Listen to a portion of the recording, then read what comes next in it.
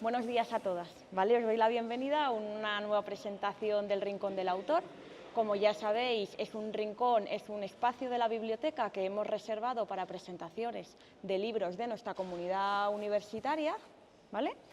Hoy tenemos aquí a Marcelo Fraile, que es un profesor de la casa, bueno, con ya más de 25 años de experiencia docente. Él es doctor en arquitectura, está especializado en diseño biodigital, ¿vale?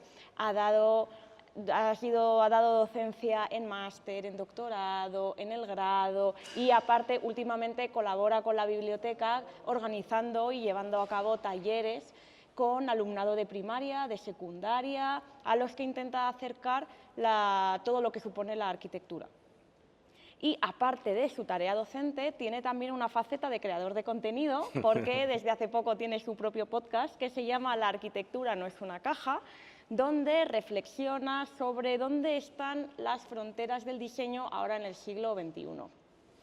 Marcelo viene a presentar su libro, Anomalías, ¿vale? Pues, a ver, cuéntame, Marcelo, ¿por qué? ¿Por qué este libro y por qué ahora? Bueno, en primer lugar, muchas gracias por la invitación, permitirme presentarlo acá en el espacio de la biblioteca. Bueno, el libro tiene una larga historia. En realidad, este libro forma parte de una trilogía, así como las novelas históricas, ¿no? O sea, este libro nació el primer libro que se llama Diseño Biodigital, Arquitectura Biodigital, perdón. Nació en el 2018, que era justo, yo estaba terminando el doctorado y todo lo que había descubierto, y una de las cosas que me llamó la atención es que la arquitectura había como un núcleo muy grueso, muy pesado, que todavía seguía pensando con ciertos patrones principio del siglo XX, pero mientras tanto había otras corrientes de vanguardia que se iban moviendo en otros caminos y iban implementando sobre todo el uso de la tecnología o el uso de los sistemas digitales. Ese primer libro dio paso a un segundo libro que se llama Arquitectura Siglo XXI, que lo que hacía era tomaba 6 caminos y iba marcando como diferentes entradas o diferentes propuestas de diseño, desde el arte hasta la enseñanza. Y ahora me parecía que ya entrado ya con 25 años en el siglo XXI, con un montón de cosas nuevas como la inteligencia artificial, como ya de alguna forma asentado lo que es el diseño digital, es como mirar hacia atrás y decir, bueno, a ver, de todo lo que yo creí en el 2018 que podía pasar, qué era lo que en realidad se había asentado y qué era lo que en realidad se había matizado y había entrado en una nueva fase, ¿no? Tengo que decir que hay cosas que se mantenieron casi iguales y otras que se potenciaron. Bueno, el caso de la inteligencia artificial fue como el hecho, ¿no? más trascendental. Pero es increíble, y una de las cosas que yo siempre critico en el podcast es que los arquitectos somos como muy conservadores. Amamos así las cosas que vayan lento, que vayan pausadas. El lápiz, El ¿no? La lápiz. regla. Yo, más o menos, algunas de las cosas que hablo en el libro me llama mucho la atención la idea de que nuestras ciudades, con todo lo que cambió y con todo lo que puedes irte desde, no sé, Barcelona hasta Argentina o a donde sea, pero siempre son cajas que cambian algunas que otras cositas, pero en realidad son volúmenes paralelepípedos. Y yo creo que en parte hay como esta idea de que el arquitecto solamente está como enraizada esta idea de dibujar, de poder armar toda la estructura, todo el pensamiento a través del lápiz, que está muy bien, pero en el siglo XXI, donde los materiales son costosos, donde hay un montón de sistemas constructivos que permiten poder calcular y poder desarrollar cosas mucho más interesantes, pensar en el lápiz, y cuando uno hace un trazo que puede haber una diferencia de 1 metro, y ese metro significa que el ambiente sea climáticamente más problemático o que tenga problemas de humedad o de lo que sea, me parece que no nos podemos dar el lujo en el siglo XXI. Sobre todo pensando porque hay como esta idea de los lúditas, ¿no? Esta idea de que la máquina es lo terrible, es lo que nos va a quitar el trabajo, lo que nos va a dejar en la calle, y todo lo contrario. En realidad siempre el arquitecto va a necesitar la máquina y la máquina va a necesitar al arquitecto, porque no es que una cosa es independientemente de la otra. Este ejemplo me parece como el más interesante, sobre todo pensando desde el punto de vista de un diseñador. Si yo tuviera que hacer el dibujo de la derecha, a mano, obviamente me llevaría muchísimo tiempo, pero además, si lo tuviera que hacer digital, tendría que pensarlo, desarrollarlo, hacer todo el modelado 3D, hacer el renderizado. Eso me podría llevar, para llegar a este nivel de perfección, me podría llevar, no sé, 2 horas por lo menos. Esta imagen me llevó menos de 3 minutos con la inteligencia artificial. Y si se fijan arriba hay una imagen pequeñita que es la habitación, que era una foto de una habitación en blanco sin nada dentro, y le dije a la inteligencia artificial que directamente pusiera ese sillón y esa mesa, y después le dije que cambiara el color de la habitación, y después le dije que la pusiera la habitación en otoño con el sol entrando por la ventana, y que fuera de un fotógrafo profesional. A ver, todo ese camino fue de 3 minutos. Y llegar a hacer eso no me va a quitar el trabajo, me va a hacer que pueda trabajar mucho más, claro, y ganar mucho más todavía. Porque si tengo las herramientas y sé lo que quiero, puedo trabajar muchísimo más. Esta idea de la tecnología es fantástica porque permite desarrollar una creatividad mucho más interesante de lo que podría ser la idea de la caja. Este es un proyecto de un pabellón que se hizo en Rusia en el 2012. Tenían muy poco presupuesto y querían hacer un pabellón que pudiera mostrar todo lo que se estaba desarrollando en ese momento. Entonces lo que hicieron es hacer todo el pabellón con códigos QR y en la entrada daban unas tablets.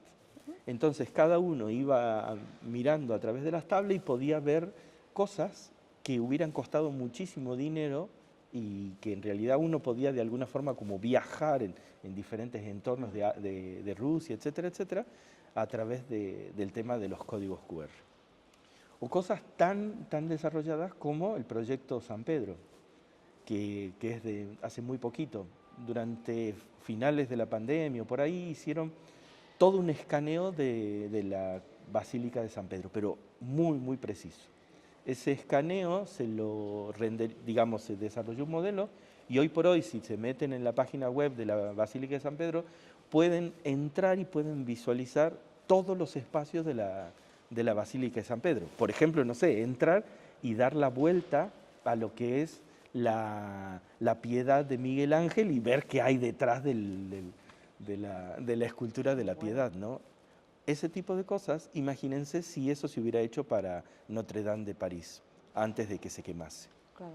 Hubiera sido mucho más fácil y mucho más sencillo, lo que es la restauración, ¿no? O empezar a pensar otros sistemas, empezar a pensar otros problemas que hoy por hoy no tienen solución y que a través de los sistemas digitales se pueden desarrollar. Este es un edificio que la idea quieren hacer, no me acuerdo si era en Holanda, quieren hacer algo así como si fuera que cada apartamento fuera como un cubo.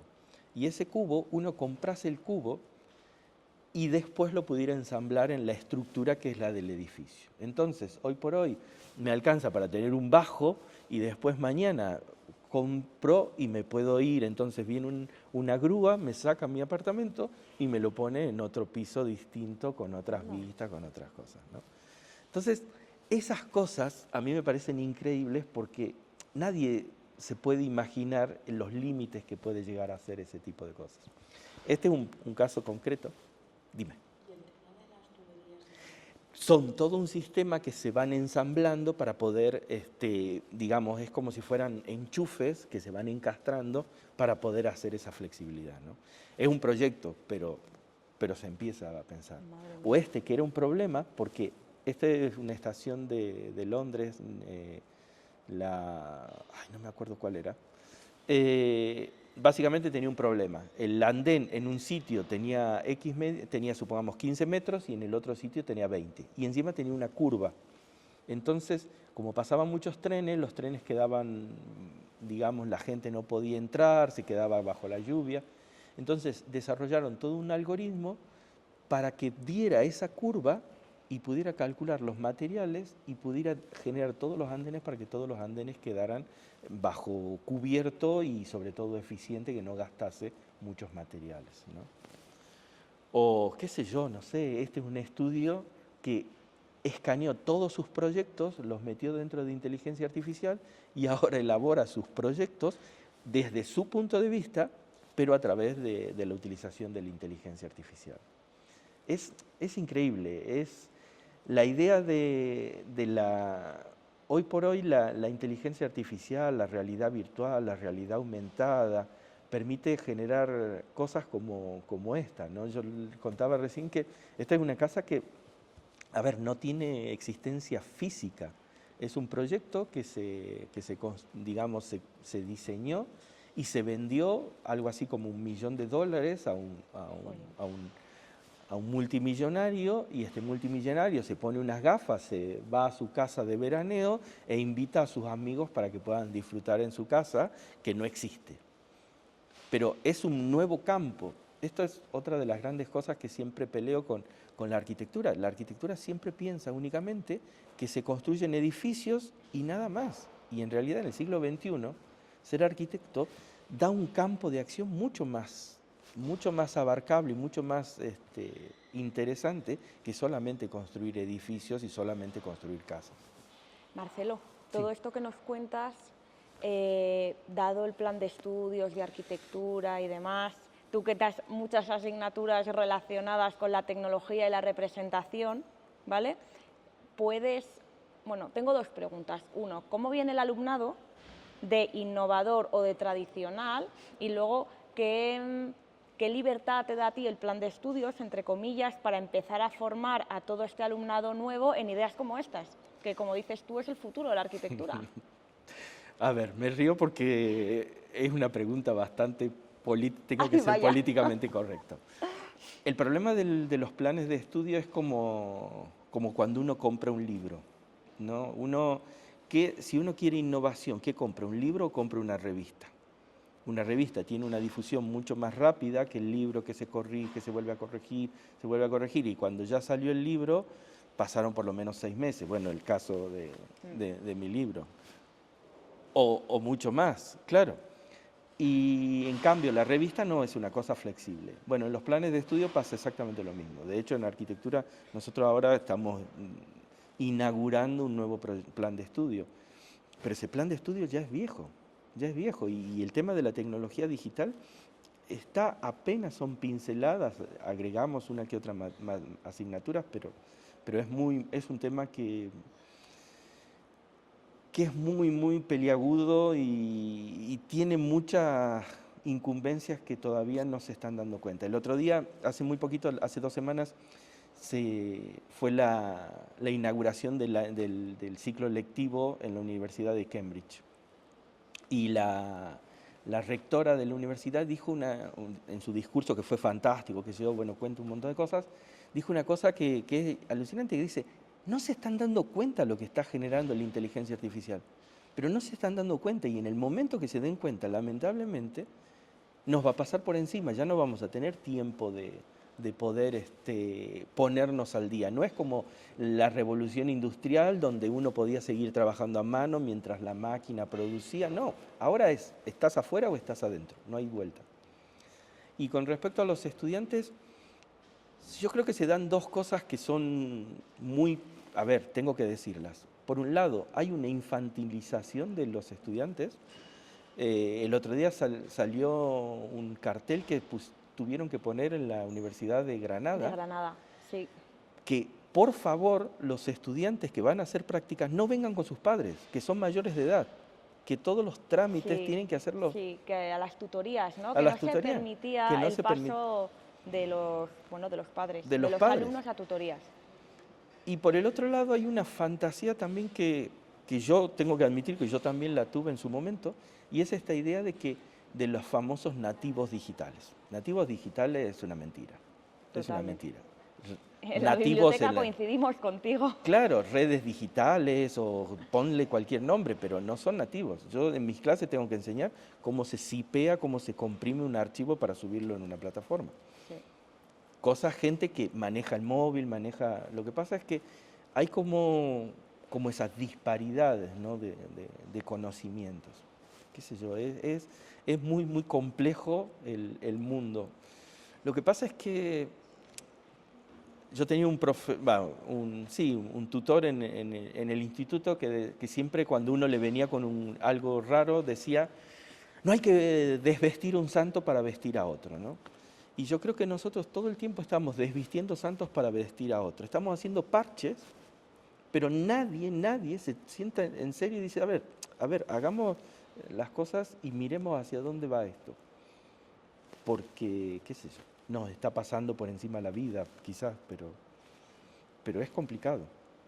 Bueno, y ahora que hablas de tus profesores, aquí en el prólogo tienes un agradecimiento extenso, ¿no? a maestros tuyos del inicio, gente que recuerdas que te ha marcado como profesor. Sí, básicamente, bueno, desde el inicio de la carrera hasta hace poquito. A ver, son gente que creo que lo que más me impactó de ellos que eran innovadores en su tiempo, qué sé yo, de Carmen Payé fue la primera mujer, una de las primeras mujeres arquitectas que se metió en un grupo de arquitectos de la escuela donde yo estudié, la Escuela de Tucumán, y se fue en contra de lo que se enseñaba, o sea, y después, bueno, tuve la suerte de estar en su taller y poder, digamos, estudiar con ella, y criticaba y te pegaba unas correcciones que te dejaba temblando, ¿no? Pero aprendí muchísimo, y qué sé yo, hasta el último Alberto Esteves, que es como fue mi tutor cuando hice el doctorado, y me acuerdo charlando en un café, me dijo 2 o 3 palabras que fue así como, ¿ah? Que todo lo que estudié antes es como, era relativo porque se podía mirar desde otro enfoque, ¿no? Me gusta ¿conocen el cuadro este de los embajadores del siglo XVI? No me acuerdo quién era el autor, que están los 2 embajadores y hay un dibujo que está como escondido acá, como deformado. Ese dibujo, si uno se pone el cuadro y lo mira desde un ángulo distinto, en realidad es una calavera, para mostrar el paso del tiempo, para mostrar la transición del tiempo. Me encanta ese cuadro porque ese cuadro uno puede mirar lo que ve todo el mundo, que es estas 2 personas, estos 2 embajadores y bueno, y toda una serie de simbologías, pero si uno lo mira desde otro ángulo, descubre casi como ese matiz, ese secreto, que no lo ve la mayoría.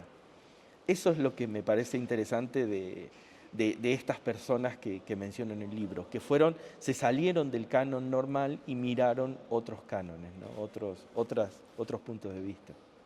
Qué bueno, qué bueno. Y desde el punto de vista de los estudiantes, tú a la hora de evaluar, ¿les evalúas la originalidad, Sí. las anomalías?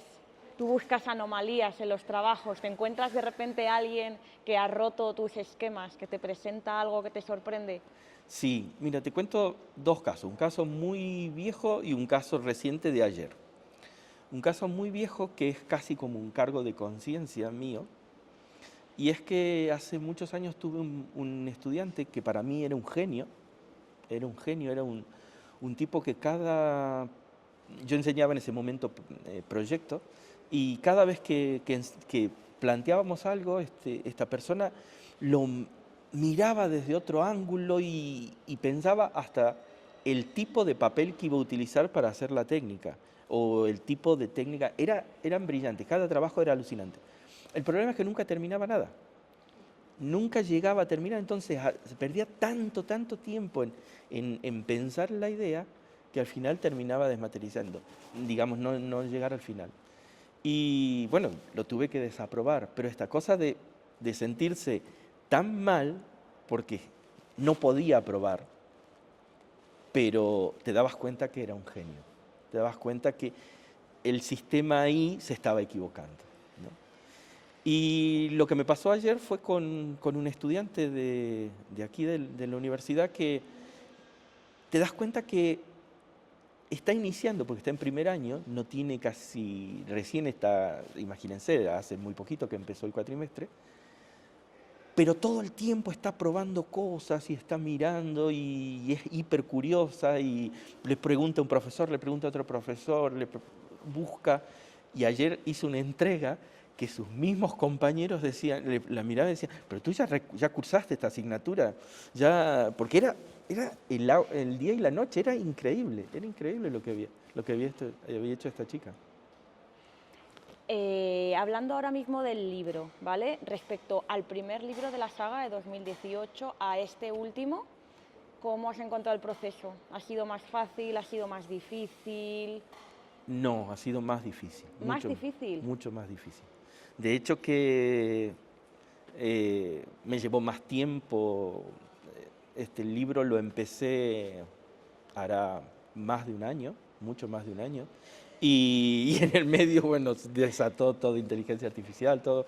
Pero hay cosas que yo decía, básicamente el libro, a mí me encantan los mapas, pero me encanta la idea del mapa y del recorrido. ¿Vieron los dibujos estos que se les da a los niños que son puntos y los niños van trazando cosas Tienen que conectar, ¿no? Puntos. Claro, entonces vas conectando puntos y en determinado momento te aparece, no sé, una jirafa, un elefante o lo que sea. Eso me encanta a mí porque en realidad si tú mueves los puntos o los cruzas mal, porque no sé, uniste el 8 con el 10 o el 8 con el 15, te genera como otro dibujo. Puede ser unas cosas muy locas, puede ser muy disparatadas. Este libro lo pensé desde ese punto de vista. Yo tomo elementos que le llamo anomalías, en realidad no es una palabra mía, anomalía es planteada por Thomas Kuhn en Teoría de las Revoluciones Científicas, y yo tomo esa palabra para usarlo en arquitectura. Y lo que quiero es que en realidad esos puntos yo las tiro en el tablero de alguna forma y decir, bueno, ¿cómo se unen esos puntos? Yo puedo dar algunas alternativas, pero la idea es que cada uno lo pueda plantear y pueda descubrir esas alternativas, ¿no? ¿No hace falta haberse leído los demás? No, para nada. Son totalmente independientes. Digamos, yo desde la elaboración lo pensé como una trilogía, pero no, son independientes. Uno puede empezar por el tercero y ya arranca por el primero o por el segundo, qué sé yo. Los va a encontrar un poco, quizás, en algunos ejemplos por ahí un poquito avejentados, pero nada más. Bueno, pero parece, como tú has dicho, con el tema de la inteligencia artificial y demás, que ya cualquier cosa que te planteas ahora mismo está envejecida, claro, en cuestión de horas. A ver, para terminar, Marcelo, me gustaría alguien que se está planteando estudiar arquitectura, que no lo sabe. Okay. ¿Qué te parece? ¿Qué le dirías? Primero que sea curioso, que sea curiosa, la idea de que no venga con un preconcepto y que no espere. También hay casi como esta idea de que la universidad me va a dar todo. Y es mentira, porque en primer lugar el tiempo está muy acotado, tenemos clases de 2 horas, de 1 hora y tenemos que hacer todo así medio corriendo una maratón. Y hoy por hoy encuentras absolutamente muchas cosas que uno puede aprender, las puede aprender en las redes, en YouTube, en qué sé yo. ¿Quieres aprender a dibujar perspectiva? Te buscas y siempre vas a encontrar a alguien, y sin contar todos los cursos que hay por ahí dando vueltas, ¿no? Entonces, que no venga esperando que va a encontrar todo, sino que esa persona sea la que lo busque de afuera. Que la universidad sea casi como su contenedor o su guía como para ir, digamos, matizando lo que va aprendiendo afuera. Y que sí, que se matricule. Y que ¿no? se matricule, que sí, la fundamentalmente. arquitectura es La sorprendente, arquitectura, puede ser sorprendente. la arquitectura es alucinante. Yo llegué muy por accidente a la arquitectura. Yo estudiaba medicina, aunque fue muy poquito, pero estudié en primer año. Y me llama la atención hasta el día de hoy. O sea, si tuviera que elegir, la volvería a elegir arquitectura. Me fascina, me encanta. Te da una forma de pensar que uno se vuelve medio obsesivo, ¿no? Medio loco, trastornado, no, pero es linda. A mí me encanta. Bueno, nada, Marcelo, muchísimas gracias por haber compartido con nosotros la creación de este libro, por esta charla tan inspiradora, que cualquiera que nos escuche deberíamos tener, vamos, el año que viene, un montonazo de nuevas inscripciones. Si tenéis alguna pregunta que le queréis hacer a Marcelo.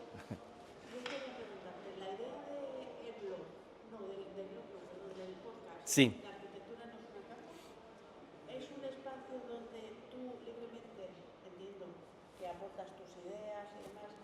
Son ideas que aquí en la universidad con el plan de estudios no son muy bien recibidas, o por qué te surgió esa necesidad de hacerlo.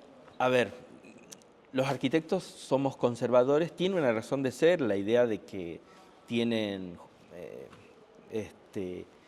si uno construye algo mal se cae y mata gente, eso es cierto, entonces de esa cierta forma nos da que seamos muy precavidos. Y a veces nos pasamos de rosca, nos pasamos de vuelta. Y somos muy precavidos sobre todo con el tema de la tecnología. Y hay un preconcepto que yo creo que se popularizó con el tiempo y es esta idea de, yo siempre ahí en el podcast le pego muchísimo a Le Corbusier. Porque me parece que es el símbolo y es como la esencia de lo que yo creo que ya tiene que cambiar en la arquitectura. Es una arquitectura que es del 1920, pero se fue como esto que desvestir santo para vestir un nuevo santo, ¿no? O sea, se sigue reformulando y reformulando y yo me agarro un poco como de urticaria cuando veo en una clase que se vuelve a hablar de Le Corbusier. Es como enseñar, no sé, a Mansart, uno de los arquitectos de Versalles, que se lo enseñe en un taller de arquitectura. Y me parecería como, digamos, fuera de tiempo. Le Corbusier vivió en un momento que fue importantísimo, pero hoy por hoy hay otros referentes que son mucho más importantes. Y esos otros referentes se los menciona, pero no con la misma fuerza y la misma efecto. Entonces, la idea de ser de alguna forma como el abogado del diablo, aunque soy más diablo que abogado, de mostrar el otro enfoque, ¿no? El otro enfoque que no tiene quizás tanta difusión. Y aparte son capítulos, cuando los escuchas, que son cortitos, es Sí, algo sí, sí, dinámico, es explotar una idea concreta, ¿no? Que a lo mejor eso, como dices tú, el plan de estudios, aunque sea nuevo, sigue siendo como un poco encajonado y tú ahí te permites dar una vuelta a todos esos conceptos que a lo mejor pues aquí en el ámbito de la universidad o todavía no tienen cabida. Sí, a ver, yo digamos, intento, y fue la idea de la creación, es ser políticamente incorrecto. Entonces, hay un capítulo que dice algo así, bueno, en todos tus muertos y no sé qué cosa, y que habla un poco de mi pensamiento sobre la arquitectura contemporánea. No sé si tenéis alguna otra pregunta. Te quería comentar que este podcast está chulo escucharlo porque para los profanos nos hace ver, al menos hablando por mí, vamos viendo la vida. Según vas contando, te vas fijando en aspectos que yo en principio me pasaban desapercibidos y que me gustan y además me acuerdo y me hace recordar comentarios tuyos y tal, y me parece que es recomendable para todo el mundo. Gracias. Sí, en general, aunque no seas arquitecto, la forma en que lo explicas es como muy cercano, te da también, como dice Maite, la oportunidad de reflexionar sobre cosas que a lo mejor tú, por no estar en el ámbito de la arquitectura, no te planteas, ¿vale? Pero una vez que las comentas, es fácil de entender y ya como que te ha cambiado un poquito. Ya vas por la calle, ya miras el edificio que tienes enfrente, a lo mejor, o la inteligencia artificial, o un determinado programa, pues lo ves de otra manera. Es súper accesible. Sí, el problema más grande siempre a ver, yo lo tenía como claro que no iba a tener imágenes y no quería grabar videos. Ahora se popularizó esto de, son podcast, pero la gente graba videos, ¿no? Yo no quería eso, yo quería que fuera audio solamente. Hay un libro que que salió en principio del siglo XX, que era un programa de radio. Le proponen a un historiador de arquitectura que haga un programa de radio, eran 6 episodios, que hable de historia de la arquitectura. El problema era que hablar de historia de la arquitectura por radio, donde no había imágenes.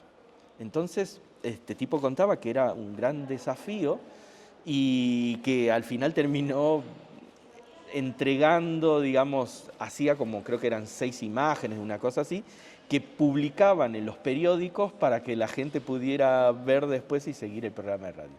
Bueno, basándome en esa idea, sin las ideas de las imágenes o a veces eventualmente un link que pongo por ahí, pero la idea era que fuera una arquitectura que se pudiera hablar, que es como lo contradictorio, ¿no? Uno siempre quiere ver las cosas. De hecho, en la carrera vemos siempre imágenes. Claro. Sí. Pues nada, si tenéis otra... ¿Te podrías identificar con algún superhéroe? Ah, con los de los superhéroes. Ese fue un capítulo del podcast que